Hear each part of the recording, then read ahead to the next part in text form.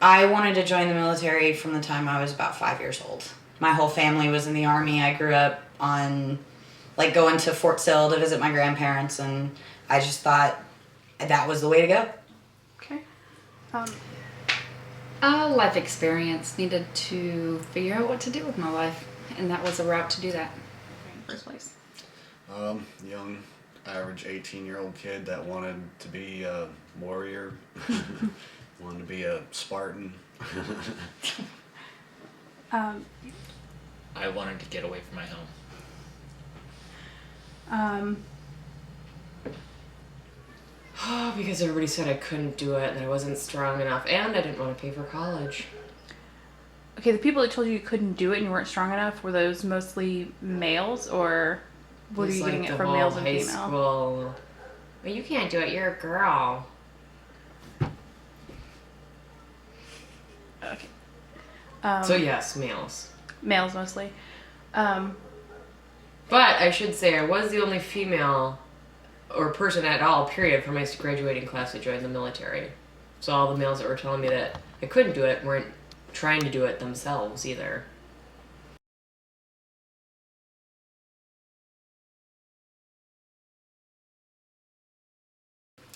No, not really. No. No.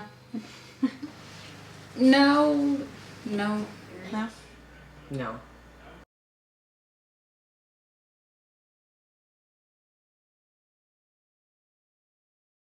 It was definitely a larger amount of males. And then the unit that I was deployed with was all males. It was an artillery unit. So The career field that I was in a support operation, so they'd actually send me out as support to different units. So as far as if I worked out on the flat line, there was definitely a ratio of more men than women. If I was in more of an administrative unit, supporting the aircraft, or there was probably more of an even level, but there was definitely a ratio of men than women. Okay. It was all males. There are a few females, yes. Have you been in a unit where it was integrated or strictly male? Both. So you have been in a unit where it was strictly male? Yes. Okay.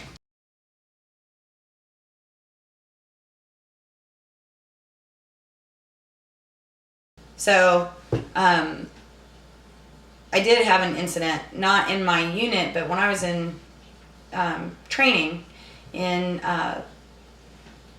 AIT, we did a leadership development course. It was an obstacle course.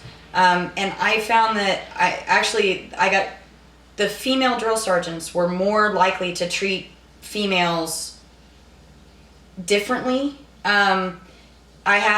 We were doing this obstacle, and it required us to build a human ladder to get everybody up over this 9-foot wall. And I was the, second to last person to go, and the person behind me was a male.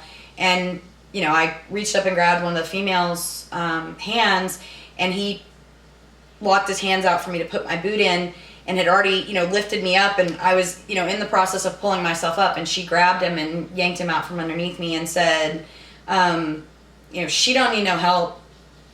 And I fell and broke my hip because she just refused to let a female be assisted by a male. Do you think that came from the female drill sergeants thinking that they, as females, needed to prove themselves, so that you, as a female, also needed to prove yourself? Yes, and that was, they preached it a lot.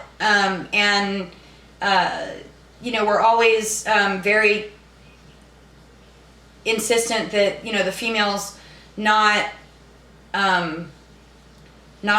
dress nicely when they were in civilians or whatever. They kind of tried to make them not be as female or not appear as female.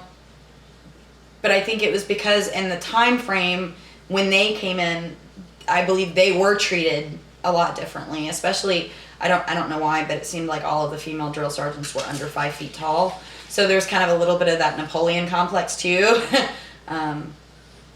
So they, they were actually had more problems with the females treating other females that way, not so much the males. I think everybody does if you're male or female in certain points. You just have to prove your worth in the position that you hold. Making sure that when you go and try to achieve that job, you achieve it. If you don't achieve it, if you're male or female, you're going to be discriminated against. So you never felt that there was things that, like maybe schools or anything like that, that you were not chosen for, someone else may have been chosen for because they were male? Actually, with that, I would think that since I was more the minority part of it, they would probably choose me more to go than not choose me. I think when it come down to being put on details and stuff, they'd look at it where, well, if we put 5 guys on this, they'd get it done a lot faster than if we put 3 females on it or 5 females, because the whole physical capabilities. So you, any differences or any different treatment that you experienced came mostly because of your physical ability as a female, not necessarily just the inability to do things because you're a female? I think it was just more of a physical ability. Okay. I have watched women being treated differently in that usually at like the lower ranking roles, a lot of times the young guys will try to do things for the women. So not in a bad way, but maybe. It's a very bad thing. It's very negative because then they don't learn their job. It's extremely counterproductive.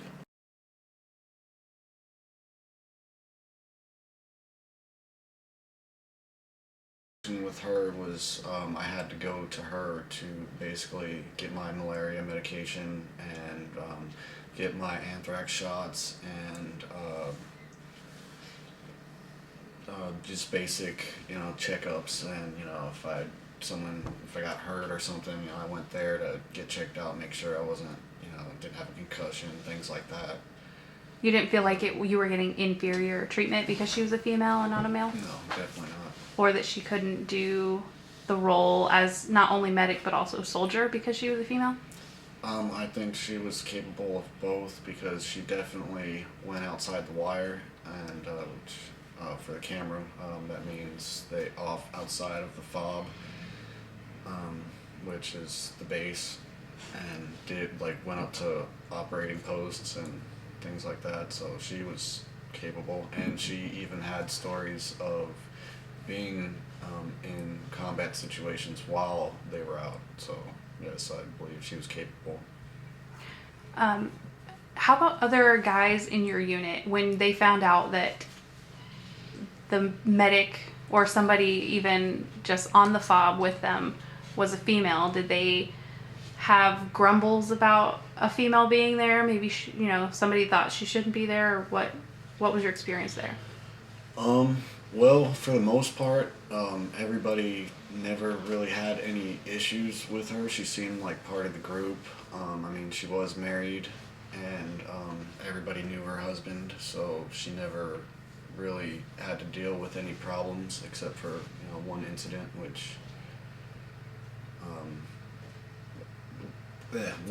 where one guy was friends with them, and people were accusing them of having something going on, but I think that was speculation and jealousy, again, like the first example I had with Billy likes Sarah and so on.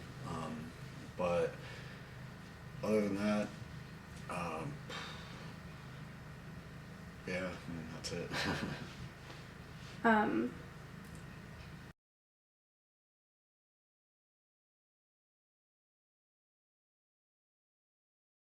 I think it's really awesome, simply because it's already been happening.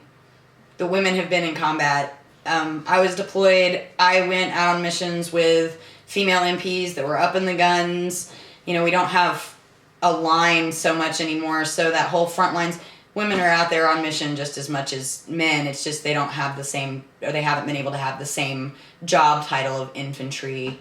but they're still doing the job. So I think it's just now there's going to be more recognition that they're out there doing it. If they feel that they can achieve that job, then let them go out and do it. So you have no concerns with it? Like everyone says, oh, we don't want our mothers or daughters, being shot at. They're already. I mean, if you look at history, we already have deaths and stuff due to, with women due to that type of situation. Well, women have been in frontline roles for a long time, but I don't see them as being capable of being in the special operations and most infantry. Okay, why do you say that? Generally speaking, for instance, women, like 25% of stress fractures in the U.S. actually come from women in basic training. Their legs, they're just less strong bone density, less strong tendons, less ability to handle excessive weight over long periods of time. And that is required for both of those types of positions? Absolutely. So you think it's more of a physiological reason that women should not be in those roles? I think it's more of there's probably probably realistically less than 1% of women in the Army that could fill those roles for any amount of time. And then when you take that, so let's say you have a woman who wants to be an infantry officer. So for the first 5, maybe 8 years of her career, she's really tough. She could hold up. But after that, continuing on with that stress of body, it's just going to destroy her. And then if she can't compete, then you're basically putting her into a dead-end job. I don't think it should be allowed. Unless they can do everything to the exact same standard as the males. They shouldn't have to have different standards or standards or lesser standards. I'm not sure how you word it, but they should have to meet the exact same standards physically and everything. There shouldn't be, well, you can be infantry, but you just have to do this instead of the males doing so much more. So when you say standards, are you talking about like physical training standards, weight standards? Are you talking about the actual training, like the things that they have to do? All of it. All of it. Equal. So do you think that should be across the board in the military, that like all females should have to do the same score as males for PT, for physical training? Yes.